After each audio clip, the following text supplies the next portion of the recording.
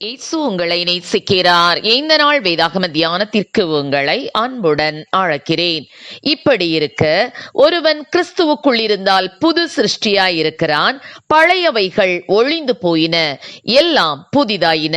2 கொரிந்தியர் 5ஆம் அதிகாரம் 17ஆம் வசனம். ஒரு மனிதர் மிகவும் நன்றாக திட்டமிட்டு எல்லா நவீன வசதிகளோடும் கோடிக்கணக்கில் பணம் செலவு செய்து ஒரு அழகிய வீட்டை கட்டினார்.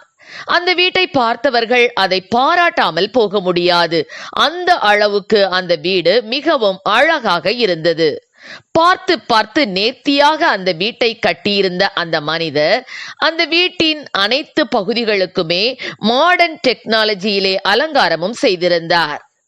மக்கள் உள்ளே நுழைந்ததுமே பார்க்கும்போது அவர்களுடைய முகத்தை சுளிக்கும் வகையில் ஒரு படம் மட்டும் அங்கு மாட்டப்பட்டிருந்தது. அவர்கள் ஏன் என்று கேட்டபோது, அது பழைய என் வாலிப நாட்களில் நான் வாங்கினது, பழைய நினைவுகளை நான் மறக்காமல் இருக்கும்படியாக இந்த படம் இங்கு மாட்டப்பட்டுள்ளது என்று அவர் கூறினார். அவருக்கு ஒருவேளை அது பிரயோஜனமாக இருக்கலாம், ஆனால் மற்றவர்களுக்கு அதை பார்க்கும்போது அருவருப்பாக இருந்தது. இத்தனை அழகிய வீட்டிற்கு இந்த படம் தேவையில்லாதது என்று பலர் எடுத்துச் சொல்லியும் அவர் கேட்கவே இல்லை. அதனால் அந்த வீட்டின் அழகு கெட்டு போயிற்று. ஆம், எனக்கு அருமையானவர்களே, ஒருவன் கிறிஸ்துவுக்குள் இருந்தால் புது சிருஷ்டியாயிருக்கிறான், பழையவைகள் ஒழிந்து போயின, எல்லாம் புதிதாயின என்று வேதம் கூறுகிறது. ஒருவன் கிறிஸ்துவை ஏற்றுக்கொண்டிருந்தால் அவனது பழைய நிலையும் பழைய வாழ்க்கையும் பழைய சுபாவங்களும் மாற்றப்பட்டிருக்க வேண்டும். இன்றும் அவன் பழையதையே நினைத்து கொண்டிருந்தால் ஒருபோதும் அவன் கிறிஸ்துவுக்குள்ளாக புதிய சிருஷ்டியாக மாற முடியாது. நான் கிறிஸ்துவை ஏற்றுக்கொண்டிருக்கிறேன் என்று சொல்லியும் தன் நாவையும் தன் செயல்களையும் தன் கிரியைகளையும் கிறிஸ்துவுக்கு ஒப்பாக மாற்றாவிட்டால், அல்லது அவற்றை விட்டுவிட்டு புதிய மனிதனாக மனுஷியாக மாறாவிட்டால் அவர்கள் பெற்ற இரட்சிப்பு வீணானதாக இருக்கும். இயேசு கிறிஸ்து அற்புதம் செய்த கானா ஒரு கல்யாணத்தில் அவர் பழைய திராட்சரசம் முடியும் வரை காத்திருந்தார். ஏனெனில் அது மனித முயற்சியாக இருந்தது. அது முடிந்த போது இயேசு கிறிஸ்து வெறும் தண்ணீரை ருசி நிறைந்த திராட்சை ரசமாக மாற்றினார். இது தேவனுடைய முயற்சி. தேவனுடைய முயற்சி எப்போதும் எதிலும் சிறந்ததாகவே இருக்கும். மற்றவர்கள் வந்து இந்த திராட்சை ரசத்தை முதலிலேயே தராமல் எங்கு வைத்திருந்தீர்கள் என்று கேட்கும் அளவுக்கு அந்த தண்ணீர் சுவையுள்ள ரசமாக மாறியது.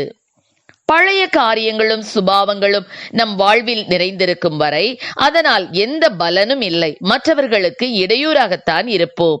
ஆனால் என்று நம்மை கர்த்தர் மாற்றும்படியாக ஒப்பு கொடுத்து அவருடைய வார்த்தைக்கு ஏற்ப நம்மை மாற்றிக்கொள்கிறோமோ அப்போது நம் வாழ்வு சுவை நிறைந்ததாக, மற்றவர்களுக்கு பிரயோஜனம் உள்ளதாக மாறிவிடுகிறது. சகேயு என்னும் ஆயக்காரன் மக்களிடம் அநியாயமாக வரிப்பணத்தை வாங்கி கொண்டிருந்தான். ஆனால் இயேசு அவரை என்று சந்தித்தாரோ அன்றே அவருடைய வாழ்க்கை மாறிற்று. பழைய குணங்கள் மாறியது.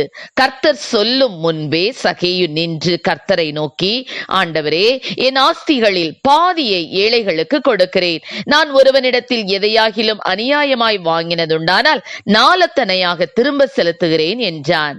இதுதான் புது சிருஷ்டியாக மாறுதல். இதுதான் உண்மையான மனம் திரும்புதல்.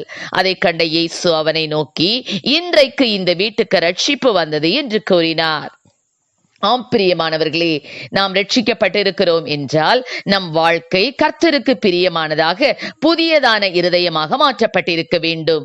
இன்னும் பழைய சுபாவங்களையும் பழக்க வழக்கங்களையும் பாரம்பரியங்களையும் கோபங்களையும் பாவங்களையும் நம்மிலே வைத்துக்கொண்டு நாம் ரட்சிக்கப்பட்டிருக்கிறோம் என்று சொன்னால் அது வீண். கிறிஸ்து நமக்குள் இருக்கும்படியாக புதிய சிருஷ்டியாக நம்மை கர்த்தருக்கு ஒப்பு கொடுப்போம். நம் வாழ்வில் பழைய தேவையற்ற காரியங்கள் ஒழிந்து போகட்டும், எல்லாம் புதிதாக மாறட்டும். கர்த்தர் நம்மை ஆசீர்வதிப்பாராக. ஆமென். ஜெபம். எங்களை அதிகமாய் நேசித்து வழிநடத்துகிற எங்கள் அன்பின் பரலோக பிதாவே, ஸ்தோத்திரப்பா. அந்த வருஷத்தின் துவக்கம் முதல் ஆண்டவரே கடைசி நாள் வரைக்கும் ஆண்டவரே எங்களை கண்மணி போல நீர் பாதுகாத்தீர். உம்மை நன்றியோடு துதிக்கிறோம் அப்பா. ஆண்டவரே, இந்த நாட்களிலும் ஆண்டவரே ஸ்தோத்திரகத்தா, உமக்கு விருப்பமில்லாத பழைய காரியங்களை பழைய மனுஷரை நாங்கள் களைந்து போட்டு அப்பா ஸ்தோத்திர ஆண்டவரே எங்கள் இதயத்திலே புதிதான கர்த்தாவே ஆவியுள்ளவர்களாக மாறி ஆண்டவரே புதிய மனுஷனை தரித்துக் கொள்ளக்கூடிய கிருபைகளை கொடுப்பீராக. ஆசீர்வதியும். இயேசுவின் நாமத்திலே ஜெபிக்கிறோம் நல்ல பிதாவே. ஆமென்.